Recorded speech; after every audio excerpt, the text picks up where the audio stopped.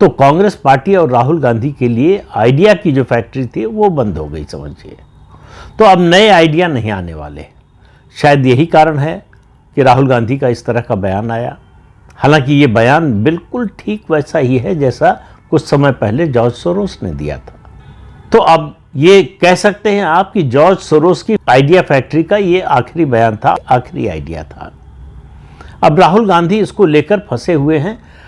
अब आप देखिए, जिस समय अडानी ग्रुप के खिलाफ अमेरिका में जो आरोप लगाया गया उसकी टाइमिंग देखिए। अडानी ग्रुप की कंपनी ग्रीन एनर्जी जो सोलर एनर्जी में काम करती है उसकी लिस्टिंग होने वाली थी न्यूयॉर्क स्टॉक एक्सचेंज में, और उसकी अगर लिस्टिंग होती तो उससे सबसे बड़ा नुकसान जो होता वो चीन का होने वाला था।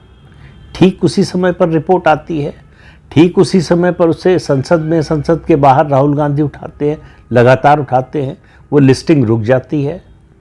फ़ायदा किसका हुआ?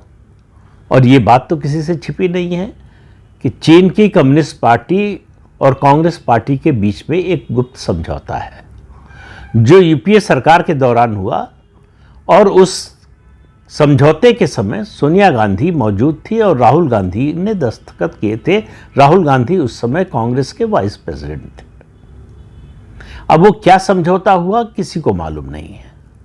उसके बाद से राहुल गांधी और कांग्रेस पार्टी का चीन के प्रति जो रवैया है उसमें एक बात बड़ी साफ नजर आती है कि चीन जो कहे उस पर कांग्रेस और राहुल गांधी को ज़्यादा भरोसा है। भारत सरकार और भारत के प्रधानमंत्री जो कहें उस पर तो कतई भरोसा नहीं है, खासतौर से अगर बात चीन के संदर्भ में हो।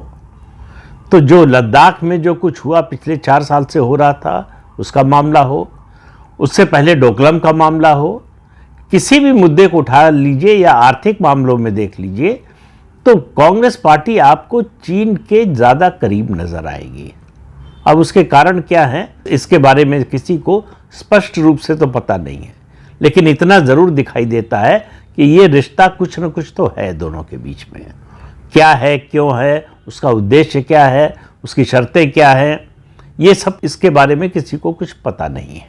अब यही मुसीबत कम नहीं थी जो कांग्रेस पार्टी के राष्ट्रीय मुख्यालय के उद्घाटन के अवसर पर जो अपनी बात कही राहुल गांधी ने कि उनकी लड़ाई, उनकी पार्टी की लड़ाई अब इंडियन स्टेट से है। तो पिछले वीडियो में मैंने बताया था इंडियन स्टेट से लड़ाई का क्या मतलब है। मतलब आप देश के खिलाफ युद्ध छेड़ने जा रहे हैं, एक तरह से देश के खिलाफ युद्ध छेड़ने की घोषणा है। तो इस बयान पर जो है कांग्रेस पार्टी फंस गई